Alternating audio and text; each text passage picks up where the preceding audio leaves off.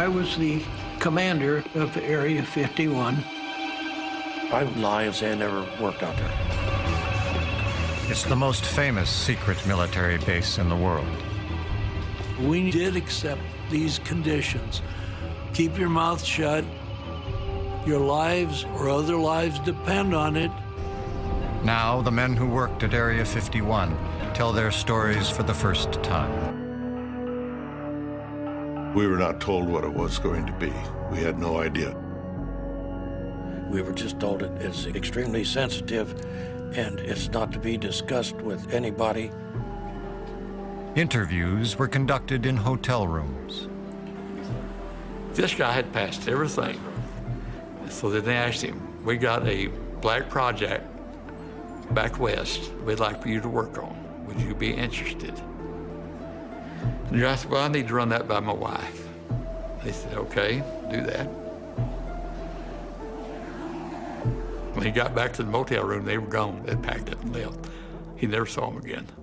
The fact that he had to ask his wife whether or not he could work on a secret project killed him right there. He was not invited back.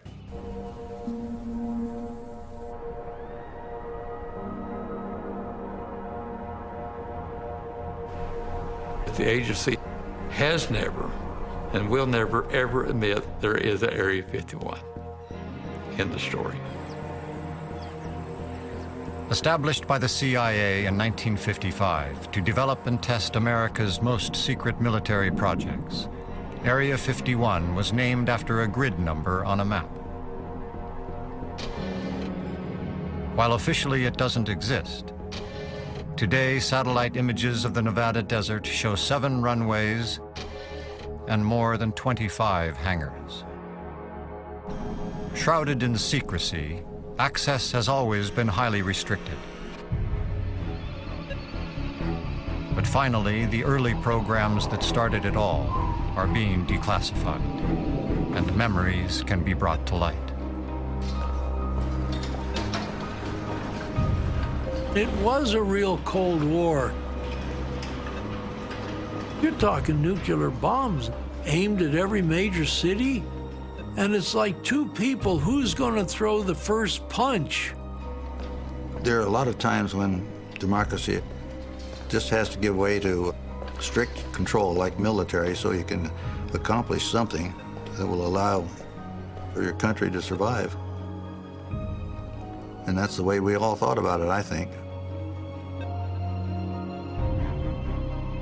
When we had a meeting, no pencil or paper was allowed. Even the pilots did not talk to each other because nothing was written down. It's all in our heads.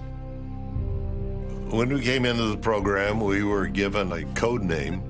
My first name was Ken, and the last name started with C for Collins, but it was Colmar, C-O-L-M-A-R. At least with me, I'm not that curious, which I felt was good on the secrecy part of it. I mean, if I don't need to know it, I'm not going to ask. I was told, don't bother ever trying to find your level of clearance. You've just been cleared by the highest groups in Washington, D.C. They have an apparatus to know what you're doing, what you're saying, where you're going.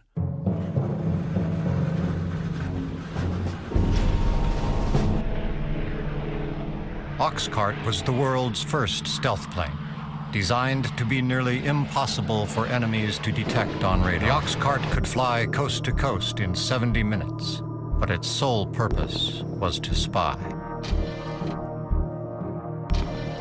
These images, taken over North Korea, were released by the CIA and have never been seen publicly.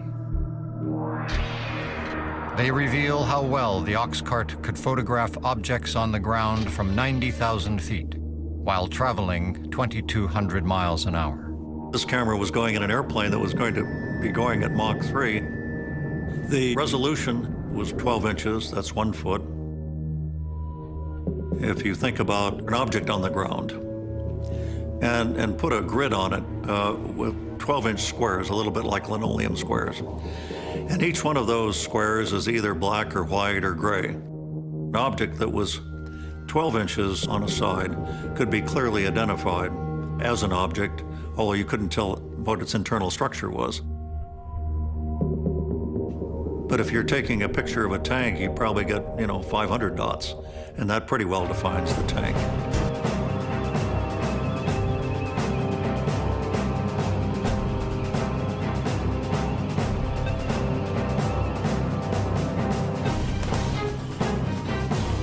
There's been an awful lot of misinformation, but it's been fed by people's natural curiosity. If you don't know what's going on, you might like to find out.